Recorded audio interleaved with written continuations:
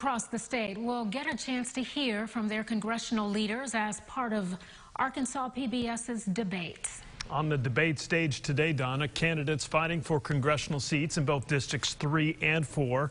Our Jay Burr covering the action for us. He joins us live with more on today's debates. Jay, how did it go?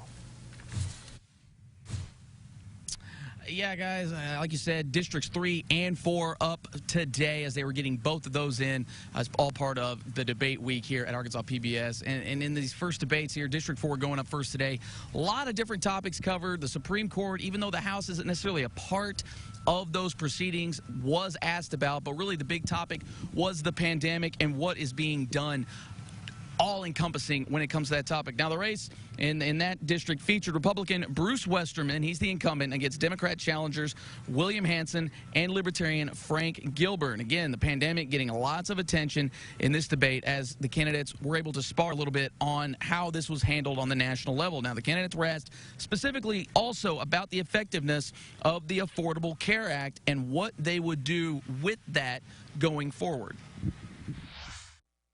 It has been improved.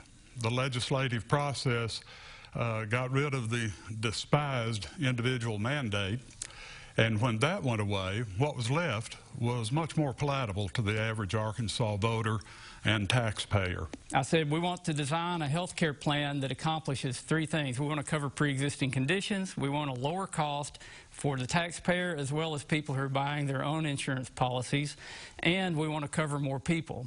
And I believe we have accomplished that with the Fair Care Act. I think we don't need to replace it.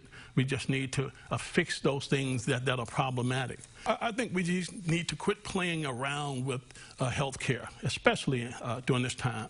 We need universal coverage for everybody, and I don't want to get into the weeds about how we accomplish that, but I do believe that health care is a right.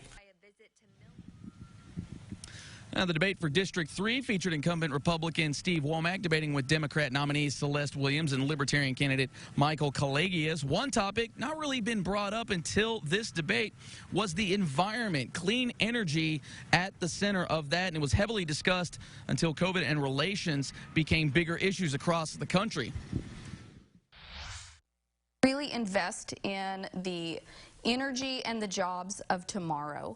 We need to stop subsidizing fossil fuels, and we need to make sure that we are incentivizing clean energy. And that's not just a save the planet kind of solution, but it's also an economic opportunity. Clean energy is tough because there is no such thing. That no matter what you do, if you take it out of one spot, you're going to take it from somewhere else. There's no free energy. So if you want to go to solar panels, then you have to mine the materials, you have to make those solar panels, you have to ship those solar panels, and then it can't generate base load. So, and the pollution that you make creating those solar panels cancels out any gains that you get from the electricity that's generated by them. I do believe that the ability for this country to transition from fossils to a more greener energy platform is available, but it should not be done in such a way that we just hit the switch and we just, as California has done, and basically put a date on the wall and say you're not going to be able to have combustion engine cars driving down the streets of California. Now, also as part of that discussion, the Green New Deal came up. Representative Womack saying he's still not in agreement with that. Celeste Williams thinks that the country should get back into those accords of the Green New Deal. And then Kalagias says, really, if you elect either one of these guys, you're going to just get more of the same thing. Again, both these debates can be seen tonight. District 4 will be at 7 o'clock, and then District 3 will be up right after that at 8 o'clock. Live from the AETN studios here in Conway, Jay Burr, Fox 16 News.